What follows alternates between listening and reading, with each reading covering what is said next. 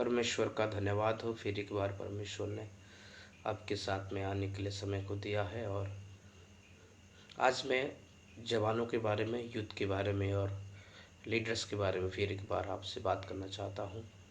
ये परमेश्वर का जो वचन है हमारे लिए, हर एक वचन एक नई प्रकाशन को देता है, नई बातों को हमें हमेशा लेके आता है। हजारों वर्ष हो गया है परमेश्वर का वचन को, लेकिन ये हर एक दिन एक नई नई बातों को लेके आता है। और विशेष करके लीडर्स के लिए, विश्वासियों के लिए, जवानों के लिए ख़ास तौर से, कि कैसे परमेश्वर की जो अभिप्राय है, जो परमेश्वर हमारे जीवन के लिए रखा है, कैसे हम उसको पूरा कर सकते हैं। और परमेश्वर जवानों के बारे में क्या ख्याल रखता है, उसका प्लानिंग क्या है, हम वचन में देखेंगे और हम लिखेंगे। लूका की किताब अपने बाइबिल और काफ़ी हमेशा की तरह आप निकालेंगे और हम वचन से सीखेंगे, शिक्षा को प्राप्त करेंगे। लूका की किताब उसका 1 अध्याय हम लोग देखेंगे 27 से लेकर हम लोग 45, 1 अध्याय 27 से लेकर हम लोग देखेंगे 45 आयत तक, 27 से 45 आयत तक। मेरे पास बाइबिल है और आप भी अपने बाइबिल को निकाल लीजिए। पहले बात लिखा गया है, एक कुंवारी के पास भेजा गया जिसके मंगनी यूसुफ के नामक दाऊद के घराने के एक पुरुष से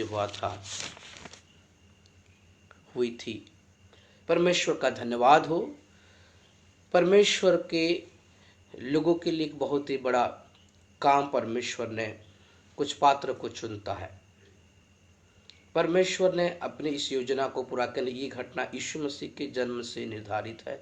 यीशु मसीह के जन्म के विषय में यहाँ पे है, लेकिन परमेश्वर उस बड़े काम को, क्योंकि यीशु मसीह का जन्म नहीं होता तो आगे का जो इतने सारे जो काम है, चमत्कार है, फिर यीशु मसीह के क्रूस उठाना, फिर यीशु मसीह का फिर मारा जाना, गाड़ा जाना, तीसरा दिन जी उठना और फिर स्वर्ग आरोहण, ये सारे चीज एक चीज में निर्भर कर रहा है, वो यीशु मसीह का जन्म। यीशु मसीह का जन्म से ही काम शुरू हो रहा है। जरा सोच के देखिए कि परमेश्वर कैसे व्यक्तियों को चुनता है। एज लिमिट को देखिए, परमेश्वर ने, यहाँ पे हम देख रहे हैं यीशु मसीह के जन्म एक कुंवारी से हो रही है। मतलब परमेश्वर स्पेसिफिक्स प्लान हर एक जवान के लिए किए हैं। जो लोग मेरे इस वीडियो को देख रहे हैं या देखेंगे, परमेश्वर आपके लिए एक स्पेसिफिक्स प्लानिंग है। Try to know the what is the planning of God. परमेश्वर की योजना को जानने की कोशिश करें।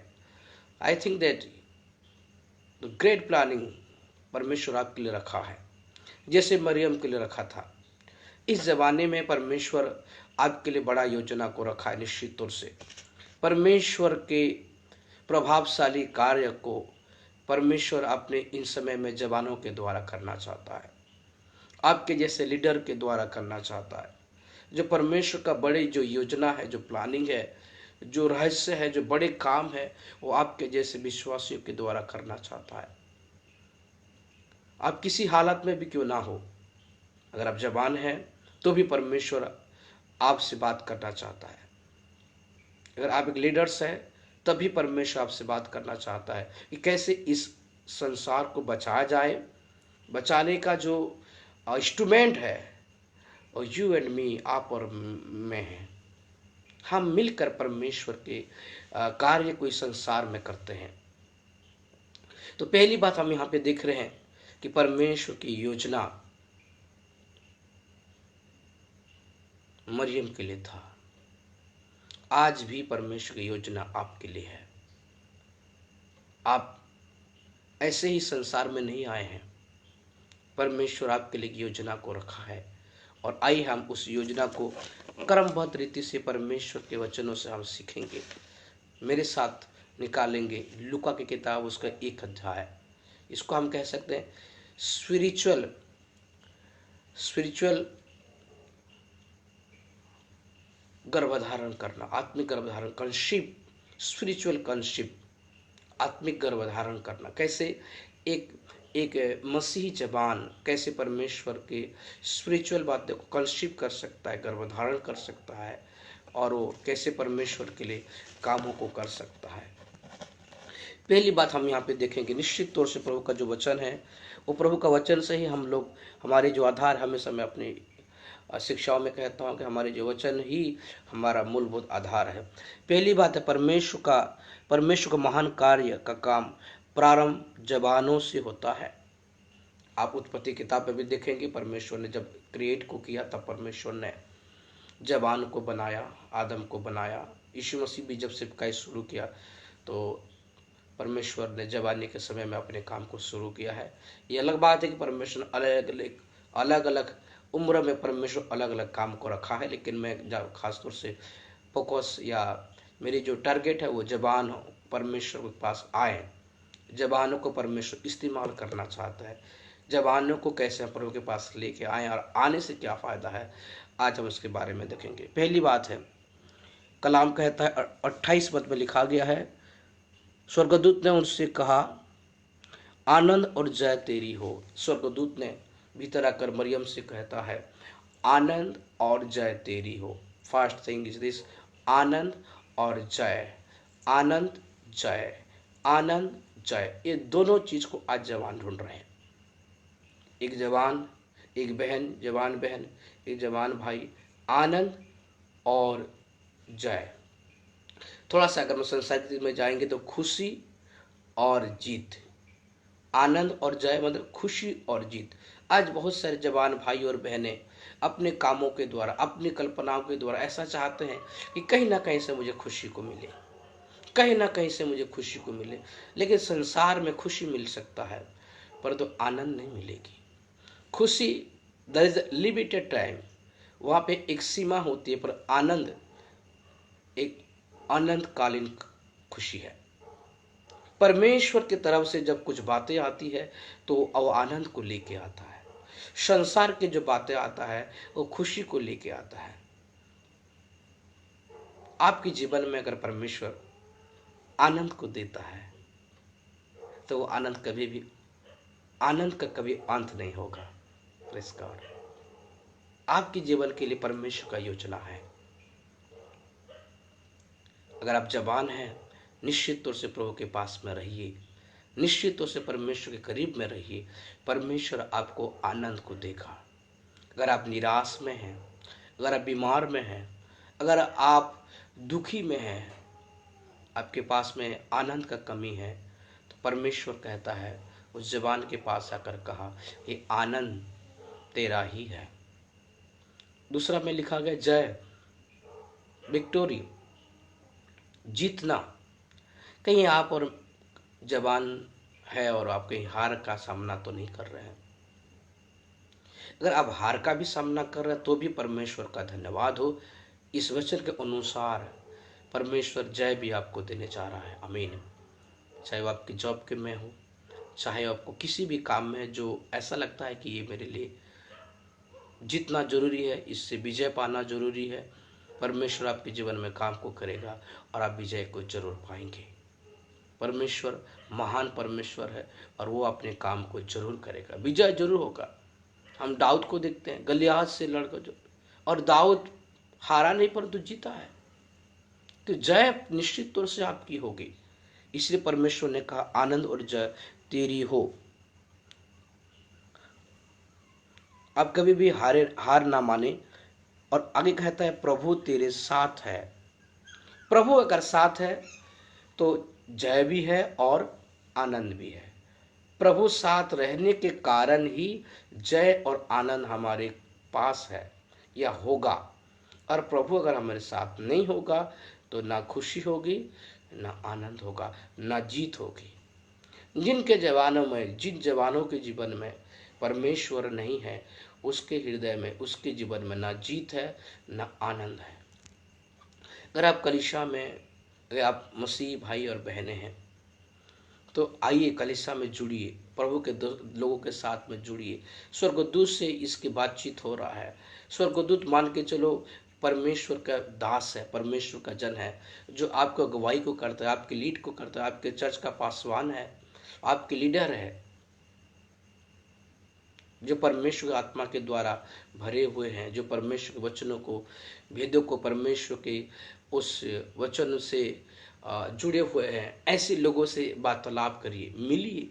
वो आपको आनंद की बातें करेगा, वो आपको जय की बातें करेगा। संसार में अगर आप जाते हैं तो शायद संसार आपकी हार को दिखाएगा, लेकिन ये प्रभु का दास, ये प्रभु का कर्मचारी, ईश्वर का दूत ने मरियम से आके कहता है कि आनंद और जय तेरी है। मेरी भी ये प्रार्थना है कि परमेश्वर आपके जीवन में काम को करे, परमेश्वर आपके जीवन में काम को करे और आपका आनंद और जय आपके हो। कभी भी आराहब का सामना ना करे। कलाम कहता है आनंद और जय तेरी है। एक बात को मेरे को बहुत अच्छा लगता है, every painful story has a successful ending. Every painful story has a successful ending. हर एक दुखी भरा जो कहानी होता है, जो लाइफ स्टाइल होता है, वो एंडिंग में निश्चित तौर से सफलता और विजय को लेके आता है। तो every sorrowful person has a painful story और every successful person has a painful story. Every successful person has a painful story and every painful story has a successful ending. Every successful person has a painful story and every painful story has a successful ending. So think about ourselves also. Sometimes we are facing the more problems, sometimes we are facing the unsuccessful thing, but परमेश्वर का वचन कहता है कि I am with you, don't worry my son. I am with you. अगर मैं तेरे साथ में हूं तो निश्चित तौर से परमेश्वर, जब मैं हूं तो मैं तेरे द्वारा काम को करूंगा, जब मैं तेरे जीवन में काम को करूंगा, मैं तेरे द्वारा काम को करूंगा या मैं तेरे जीवन में काम को करूंगा। परमेश्वर आपके जीवन में काम करेगा और आपके जीवन में काम करने के बाद आपके द्वारा लोगों के जीवन में काम करेगा। आपके जीवन में काम होगा, उसके बाद आपके जीवन के द्वारा काम होगा। परमेश्वर को धन्यवाद हो।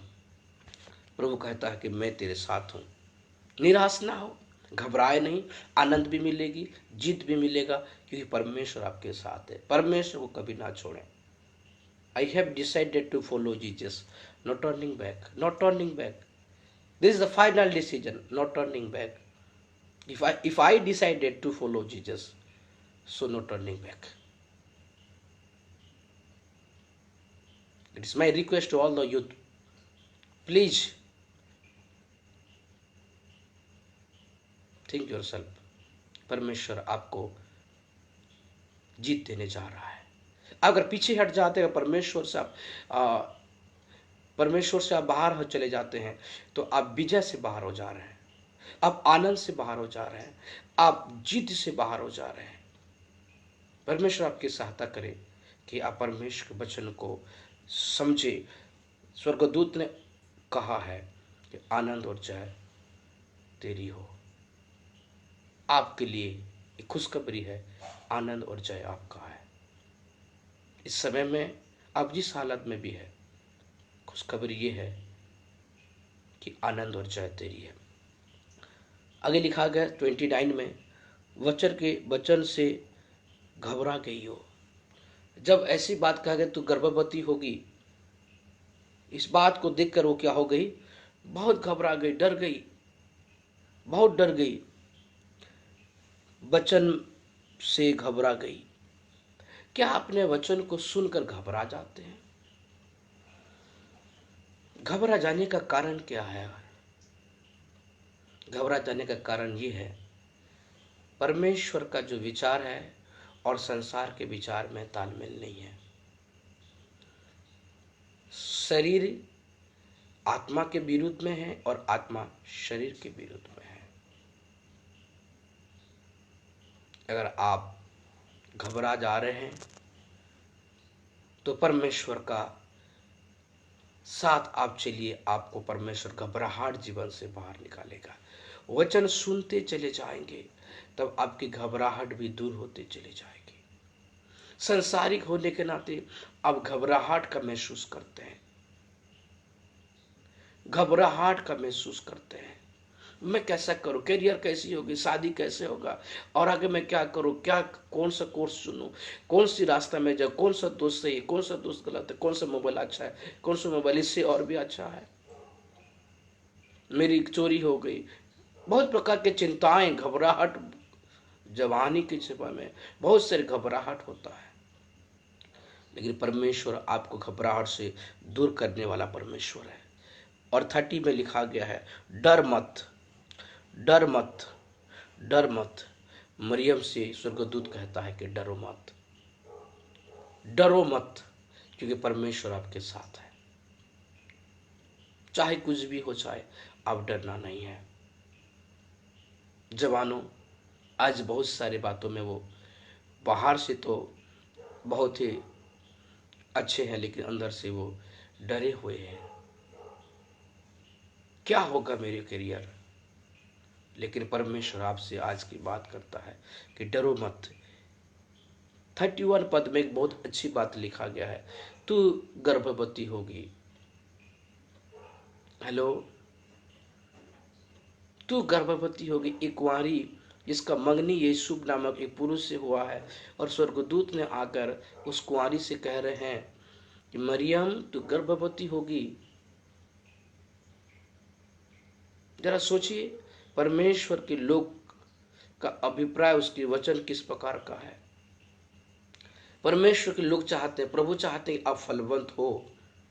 प्रभु चाहते हैं आपकी सेवकाई, आपकी पढ़ाई, आपकी जीवन, अगर आप लीडर है तो आपकी कलीसिया निश्चित तौर से ये गर्भधारण करेगी, कंसीव करेगा। Conceive after some great thing will be happen. गर्भधारण के बाद कुछ महान बातें उत्पन्न होता है। तो आइए हम आत्मिक रीति से कंसीव को करें, आत्मिक रीति से परमेश्वर के वचन को धारण को करें, कलीसिया में धारण करें। जवान आप सुन रहे हैं तो परमेश्वर के वचन को धारण करें अपने हृदय में। बच्चे को जन्म देने के लिए पेट की जरूरत होती है, पेट में गर्भधारण होता है, लेकिन वचन को गर्भधारण करने के लिए हमें हार्ट का जरूरत है, हमें हार्ट का जरूरत है। हम हार्ट में गर्भधारण करते हैं परमेश्वर के वचन का। शारीरिक रीति से पेट की जरूरत है, एक कोख की जरूरत है, लेकिन आत्मिक रीति से एक हार्ट का जरूरत है। परमेश्वर चाहता है आज कौन अपने हार्ट को लॉर्ड को देगा, कौन अपने हार्ट को परमेश्वर के वचन आने के लिए स्थान को देगा। बीज को अपने हृदय में स्थान देना। बिना बीज से कभी भी कोई गर्भधारण नहीं करेगा। परमेश्वर का जो बीज है, परमेश्वर का जो वचन है, उसको अपने हृदय में स्थान को देना है। तू गर्भधारण करेगी। और इस बात को सुनकर और लिखा गया परमेश्वर का महान कार्य तुम्हारे जीवन में होगा। जब आप परमेश्वर के वचन को अपने हृदय में बैठाएंगे, तभी परमेश्वर का महान काम आपके द्वारा होगा। विश्वास करिए ऐसा। जब आपके जीवन में परमेश्वर काम होगा, साधारण बात नहीं है।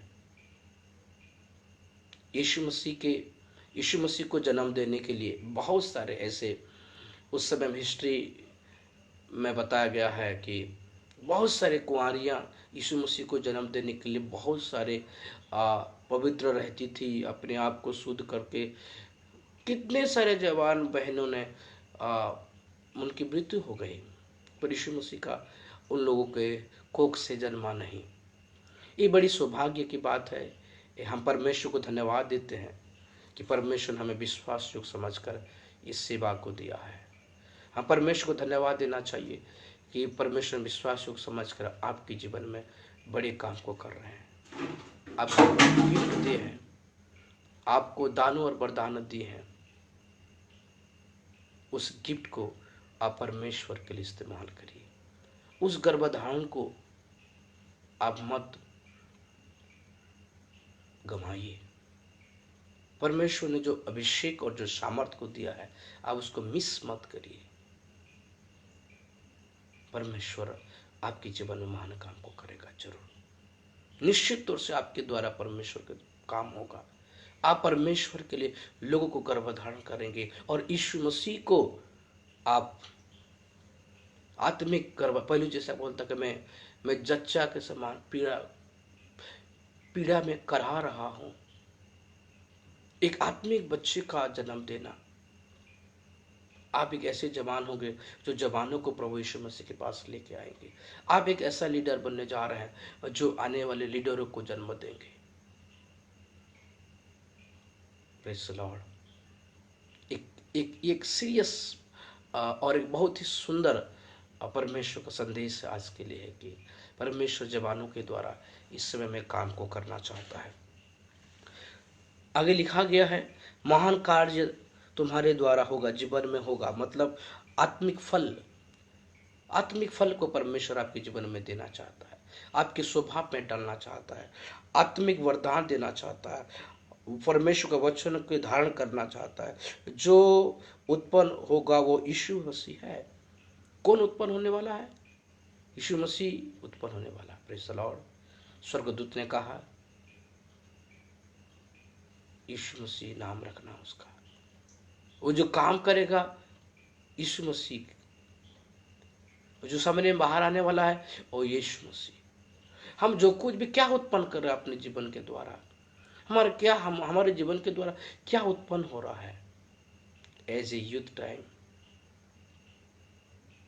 एक जवानी के समय में हम लोग क्या उत्पन्न कर रहे हैं। कलाम कहते हैं, जवान अपने जवानी के दिनों में अपने सृजनहार को स्मरण करो। मुझे और आज हर एक जवानों को यीशु मसीह को स्मरण करने की जरूरत है।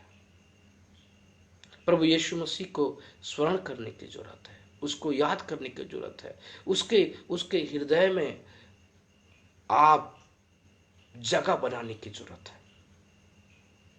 जैसे एक जवान चाहता है कि किसी के लिए हालेलुया, प्रेज़ द लॉर्ड। प्रभु आपका आशीष दे। लाइट को हो गया।